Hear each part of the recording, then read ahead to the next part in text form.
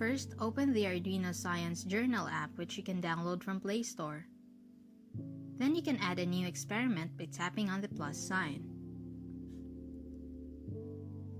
Here we see a bunch of different sensors such as the light sensor, the sound intensity sensor, the pitch sensor, the accelerometer recording in different axes,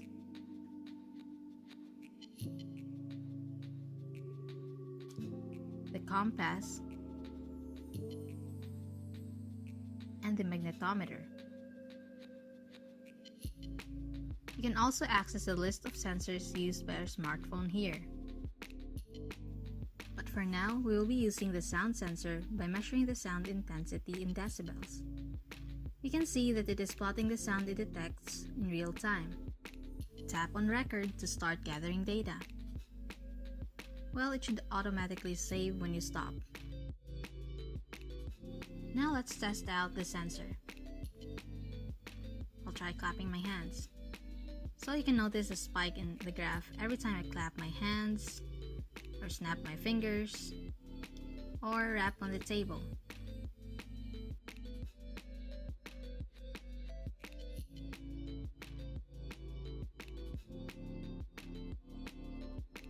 After recording, the app displays the plotted data. When you click on it, there's also extra information above.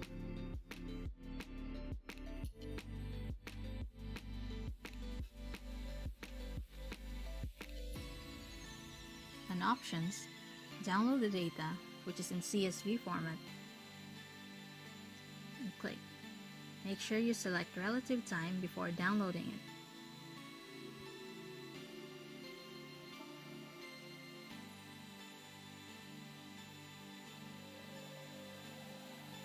Then copy the downloaded CSV file in your computer and you're set.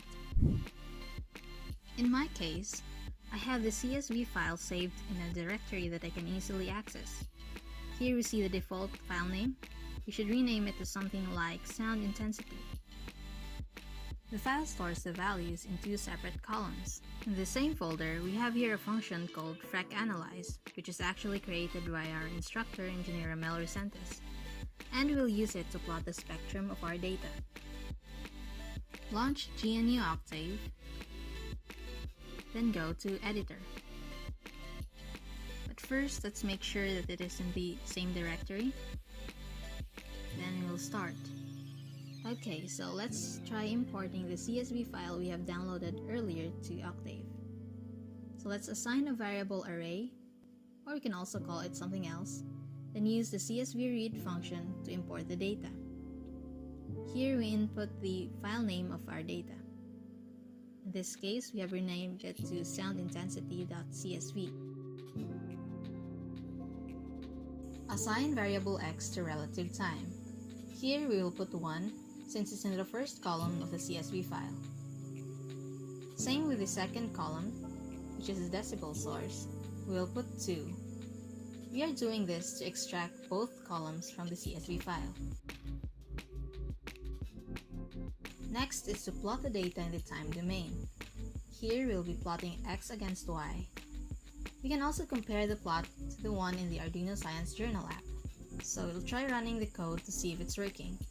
Again, make sure that the code is in the same directory as the others. We'll try naming it to sound intensity, then save. Now it is automatically plotted in the time domain. But let's set this aside for later. We'll use a sampling rate of 32 kHz since our data is in the digital domain.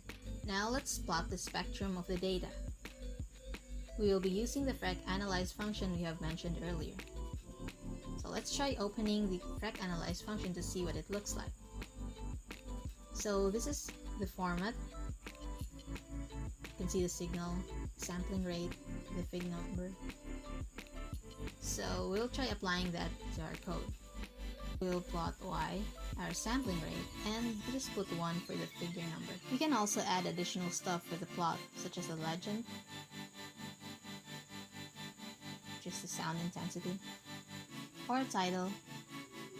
We'll just call it sound intensity sensor and turn on the grid.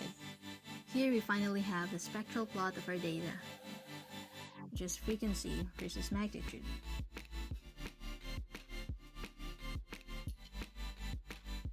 We can further modify our code so we can plot both simultaneously. Let's go back to our code earlier and use the subplot function. For the third element, let's put 1 since it will be in the first row. Then we will copy the same code from the frequency plot into the time domain plot. For the spectral plot, the third element will be 2 since it will be on the second row. Now let's plot the whole thing. Now we can finally see the time domain and the frequency domain plots displayed together. Thanks for watching this tutorial. Till next time.